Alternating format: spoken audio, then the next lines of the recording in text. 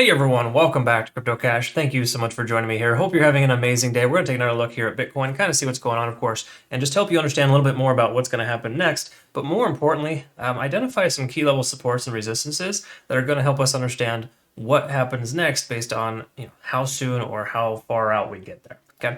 Now, if you're new to the channel, not a financial advisor, just love teaching people how to trade. So I hope you can learn something here today, of course. And ultimately, my goal is to ensure that you become self-sufficient. So I've got a trading academy, trading community, link in the description below, CryptoCache.tech. Check that out in your own time. And I send out signals for every single trade that I take as well. Now, at this point here with Bitcoin, let's start kind of with the obvious. I already looked at the weekly and the monthly yesterday, so feel free to check that out if you are curious about the big term, larger picture, so to speak. But I feel like the one day will be enough information for us today to kind of look at a little more in depth. And what I mean by in depth is just that the simple moving averages, they're trending downwards, right? Or at least the 200 is kind of plateaued right about 49, but the 50 is getting close to the price action. So that's a good thing, right? Because we want to get above that, but it's also potentially adverse because it could work as a resistance. So again, we got to kind of bridge that gap when we get there, but if we can push through 40,000 and more effectively, even more importantly rather, 41,500, a key level of resistance based on previous support. If you, just to clarify, I'm not just pulling that number out of a hat. Fibonacci retracement line is of course a major thing, but it also was a major support level previously. Okay, so 41,500 is a key level resistance. If we don't break above that in this push, we're going to have some serious trouble. We might see a downtrend once again. Also, alternative to that, keep this in mind, we have a strong support level at 37,000. So I don't know if you can see this here, but it's pretty obvious that 1, 2, 3, 4 days in a row, the price could not close below 37,000. It's amazing. Even though we got this crazy, crazy candle wick, that day was literally down 12%, up 15%. It was an insane day, of course, with all the crazy news and all that. But outside of that extreme circumstance yesterday, the prices recovered nicely and kind of got right back to where it was supposed to be, or at least below where it should be. So all things considered, we're in much better shape than we expected, considering the dire straits we were in recently. Right. So that being said, looking at the RSI, we're still under 50, so just keep this in mind that 50 on the RSI is reflective of 40,000/41.5. So this little range right here between 40 and 41.5 is going to be somewhat of a resistance channel. So it's going to be interesting to see how the price will test that area, and if it may reject or perhaps blast straight through. A lot of times key level resistance zones rather have a tendency of getting destroyed, right? Not to say that's going to happen. We shouldn't expect a large candlestick like that today, but generally speaking, stranger things have happened, so you can't rule it out. All right, anyways, that's kind of where we're at there for the one-day chart. All in all, we're looking fairly decent, right? I'd say above average in that sense. We're just still stuck under 50 in the RSI, once again reflecting of 40 to 41.5 range. So I just make sure you understand this. Until we break 41,500, I don't think that we're out of the woods yet. Okay, so this nice little recovery is all well and good. Let's celebrate it, but don't get too ahead of yourself. But here's something that's awesome. This is a nice change of pace. We're finally making, well, technically not a higher low yet, but we're finally making higher highs. Okay, it just took a little while to get there, right? So big drop, big increase, but suffice to say we are above that key level resistance of just say 38,700, 38, just say round number, probably more so 39,000 was a strong resistance recently. Therefore, as you can see here with this type of breakout pattern, we see the price consolidating close to 39 and then eventually it broke out, and now it's testing it potentially as a support. So this is all well and good. A lot of good stuff here, but generally speaking, 38.8/39,000 is going to be a potential support level for us moving forward. Maybe not super strong, but we can see so far it's holding, and that's great. All right, so ultimately good stuff there. I like this. Let's go ahead and take a look at some of the other stuff that's pretty obvious. We're up over 50 in the RSI in the 4-hour.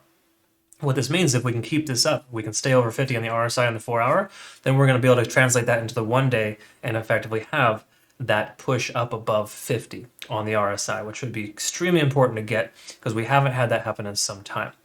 Therefore, at this point, we have a nice ascending type of pattern, which appears that 40,000 could very well be a strong resistance based on previous levels, as well as the fact that that is a key, Fibonacci retracement line that's kind of telling us that, hey, we might have some resistance there. Okay, so just bear in mind we're not in the clear yet, but we're definitely trending positively. Being up over 38.8/39,000 extremely important to make that higher high. our next low just needs to make sure that it's higher than the previous here, right around 37. So for our next, if the price does come back down and bounce off 37, that'd be perfectly fine. If it doesn't come even close to 37, that'd also be equally as good, right? It's just that we need to ensure that the next low is not lower than 37, because that's, once again, a key support level. Based on the one-day close, we've closed above that at 4 days in a row, essentially. So I think the likelihood of that happening is very low, but we still need to be aware that that is a support level. So a break below 37,000 would be trouble, and a break above 41,500 would be excellent. Okay, we're right in that little middle zone, so to speak, kind of still trying to figure out what's going to happen next. But good stuff here, generally speaking, there on the 4 hour. Taking a look here at the SMA as well. Let's go ahead and disable the 100 for the moment. Keep it simple. We're above the 50 and below the 200. This is a common place to consolidate, so I would not be surprised if we see the price action go kind of sideways this weekend between 39 and 40, possibly jump above 40 and then come back down, and or come down closer to 37 and back up. Obviously, I know there's a lot of different scenarios. It's hard to say specifically, but being up over the 50 for now, again, we're only 8 hours into this time frame, we can consider that to be a potential support level, and the fact that 38.8 should be the more relevant bottom. So if the price were to come down and retrace, I don't think we should see much lower than 38.8, maybe a small candle wick down. But if that 50 holds, then we'll be in good shape to continue to push that up, because coincidentally, when the 50 intersects with the 200 in upward fashion, that is referred to as a golden cross, and that would essentially help us push past this resistance zone of 40,000/41.5. Okay, so I think those are really good signs, really excellent to be back up above the 50 on the 4 hour. And also we're, again, over 50 on the RSI. We get a bounce off of 38.8. We'll be just fine to see that RSI continue to progress upwards, give us this nice continuation pattern. And once again, this is not, even though this is extremely unhealthy, so to speak, for how high that increased, it did have a nice period of consolidation, almost 8 to 12 hours, and then it legged up again. In fact, that kind of looks like a type of, a pendant pattern. In fact, we'll look at that on the 1 hour to see, but it does look like we probably had a pendant pattern breakout. Yeah, that's kind of what it is. So if you're not familiar, pendant pattern, basically, when the price comes up and kind of forms itself into a type of triangle, so to speak, it oftentimes breaks out to the upside because, again, the selling pressure starts to dissipate, it consolidates at a key level resistance and then breaks through. So we've seen that happen here.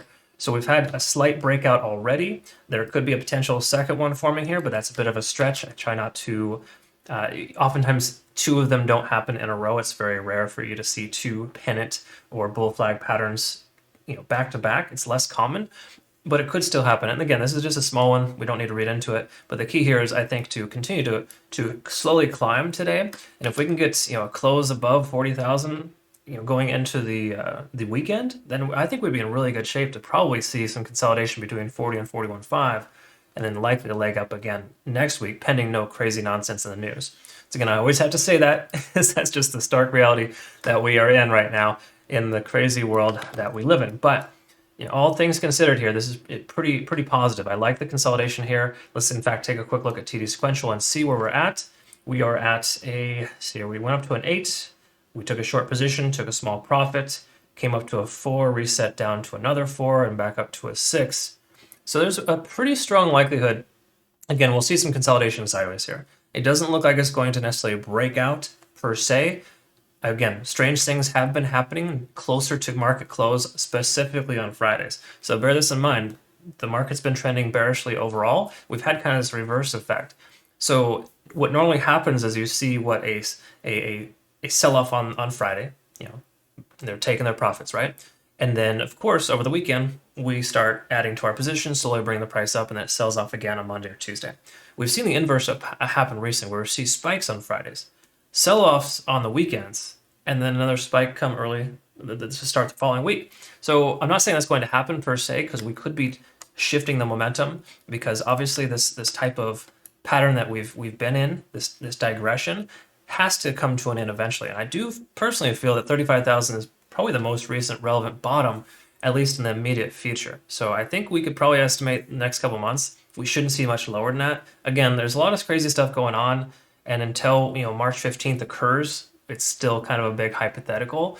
But for the most part, I think that with all the buying pressure, this significant amount of volume that we saw down here, look at this candlestick. That is amazing how much buying pressure we saw, and look how small that candle is right there.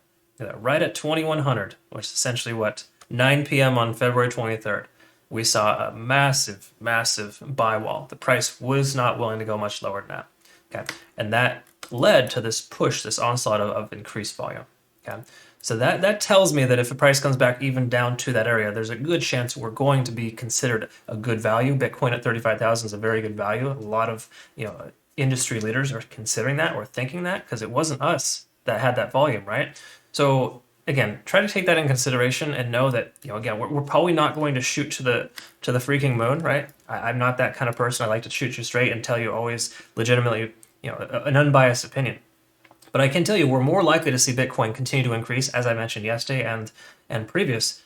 It's less likely for the bottom to drop out, specifically after seeing that amount of volume. Okay, because again, volume speaks very loud, and we got to acknowledge the fact that that amount of volume really helps us understand where we're at in things. And because if we look at the most recent data, ever since the price started coming back down, we've seen the most amount of volume here, of course, for how short of a time frame that is. And then, of course, also furthermore, we've got a strong amount of volume below the current price point, right? That's working as a support level. So this channel here between 37 and 39 is now become a very strong volume support in the most recent time frame. So the last 2 weeks roughly, or a week and a half, you can see the most amount of volume below the current price action. That's extremely important. That allows us to build that foundation and build on it and continue to increase. So I love that. I love to see that. It's ultimately a very good thing. One last thing here, let's go ahead and take a look quickly at the cloud. And this is something just to acknowledge.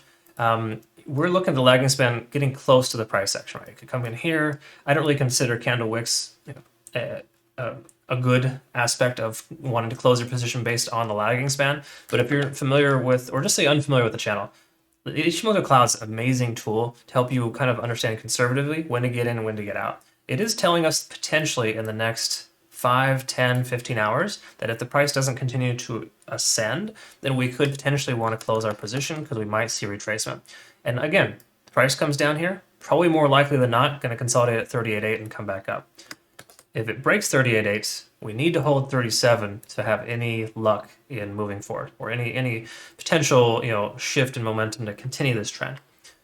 So again, all good stuff there, but if you look at the actual Ichimoku Cloud, you can see that it's kind of telling us soon we might need to close. So once again, that just basically means we're going to see a pullback. We're not going to see a bearish market. We're not going to see the bottom drop out because of it. It's just telling us that we need to possibly consider trimming our position. So if you have a long position open with Bitcoin, and what I mean by long is like you're going to, in a duration, you're going to hold it forever or a very long time, just keep adding to your position. I still think anywhere between 35 and 40,000 is a good value. And DCA with caution. Don't put everything all into one basket and just kind of let things kind of ride. But on the same accord, if you bought down at 35 and you've been holding for the last 24 hours and you're wondering if it's going to keep spiking and keep coming up, it's losing momentum, it's losing its capacity to maintain this level, and it could very well come back down a little bit. Not a lot, but a little bit. So consider possibly selling your position or trimming more so. If the lagging span intersects with the price action, because we got the conversion line above the baseline, we're well above the cloud. So all good things here. In fact, the cloud is going to come up and potentially work as a support level soon too anyways. So this is really good stuff. Ultimately, I like everything that I see here. There's literally nothing adverse here. So that, Bitcoin has more reason to increase than it does decrease in the overall sense the next few days. The next 12 to 24 hours, we could see a slight pullback. That's the end of the end of that statement there. But in the big picture here, just be cautious because when the market closes here in just say 4 to 5 hours, we could see a potential shift. In other words, market closes on Fridays have been kind of weird and volatile lately. So just be mindful in the sense that could shift this dynamic a little bit, but I think a pullback is more likely than a push straight up from here. I'd much rather a little bit more consolidation at this price point of 38.8/39. But at the end of the day here, the takeaway I want you to understand is that 40,000 to 41,500 is a key level resistance. Okay. If we break 41,500 and can consolidate and get a little bit more volume at that price point, we'll be looking very, very good to be able to see a continuation higher. If we break down somewhere below 37, because obviously, once again, key level support here did very well in holding, I don't think we're going to have a very fortunate result. It's probably going to trend closer to 30/33 if we lose 37. Okay, so We do not want to lose 37, and we want to break 41.5 if you are considered yourself to be a bull. Inverse applies to the bears. So I hope that you found benefit in this, kind of helps guide you in the right direction. Once again, if you need more direction and want to become a better trader, benefit perhaps from my signals that I send, just to learn how to structure your trades more effectively, link in the description below. CryptoCache.tech is the site. I look very much forward to getting to know you better, and I hope you have a great rest of your day. Thanks again for your time. We'll see you soon.